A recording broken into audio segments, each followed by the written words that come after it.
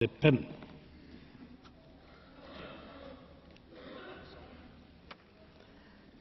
Martin Schulz. Lors de la dernière session de ce Parlement à Strasbourg, vous avez essayé d'empêcher les députés de voter pour les amendements déposés sur le traité transatlantique en utilisant une obscure procédure parlementaire.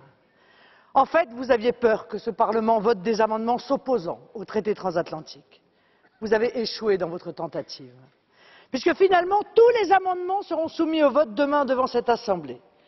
Mais nous nous souviendrons tous que votre attitude a révélé un profond mépris de la démocratie, alors même que votre rôle de président de ce Parlement commande en toute occasion l'attitude inverse. Vous savez, les mêmes causes entraînent les mêmes effets, et c'est précisément ce mépris et cette morgue que les Grecs viennent de vous renvoyer à la figure, et mon Dieu, ce retour de boomerang nous fait un bien fou. Mais revenons au fond de notre dossier. Nous avons donc dans les mains un rapport du Parlement européen visant les négociations du traité transatlantique. Hormis quelques amendements proposés par des députés courageux, ce document est une vaste fumisterie. Le Parlement européen ne fixe aucune ligne rouge à la Commission européenne sur ce très dangereux traité transatlantique. Vous le savez, ce traité est pourtant une bombe. Notre agriculture de qualité peut disparaître en Europe si nous laissons nos paysans en concurrence frontale avec les agro-industriels américains. Ceux-ci n'ont aucun problème pour élever 40 000 vaches dans le bâtiment de fer Oax Farm, injecter des hormones à tous les animaux vivants pour qu'ils grandissent plus vite, laver au chlore les poulets, épandre du Roundup sur les champs entiers d'OGM Roundup Ready. C'est ce que vous voulez? Ramener notre agriculture à ce niveau de qualité? Couler les paysans qui aiment leurs produits, vendre aux Européens une alimentation d'une qualité de plus en plus médiocre, mélanger du vin blanc et du vin rouge pour en faire du rosé? De surcroît, ce document ne fixe aucune contrainte contre l'alignement forcé des normes européennes sur les normes américaines imposées par le traité transatlantique. Ceci est scandaleux, car les Américains n'ont pas du tout la même vision protectrice des normes que les Européens, comme les négociateurs nous le relatent régulièrement. Et que se passera-t-il une fois que les normes auront été alignées? Plus rien.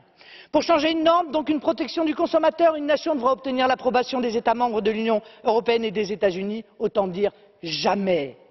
En cas contraire, une multinationale quelconque, soi-disant lésée dans ses intérêts financiers, pourra convoquer cette nation devant une justice privée. Ce fameux tribunal d'arbitrage étant constitué d'avocats d'affaires spécialisés, il y aura bien évidemment de très nombreux conflits d'intérêts. C'est donc la supériorité d'une justice privée en perpétuel conflit d'intérêts sur une justice publique et indépendante que vous voulez organiser. Cela signifie un coup mortel, un de plus à la démocratie. Pire, ce traité transatlantique créera un marché unique entre les États-Unis et l'Union européenne, démantelant ainsi le projet européiste dont vous êtes pourtant un des idéologues les plus convaincus.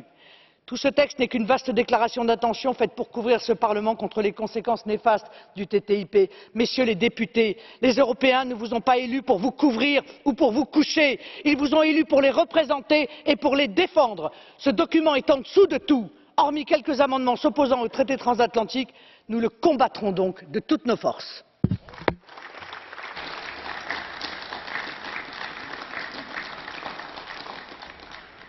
Das Wort hat jetzt der fraktionslose Abgeordnete Balczó.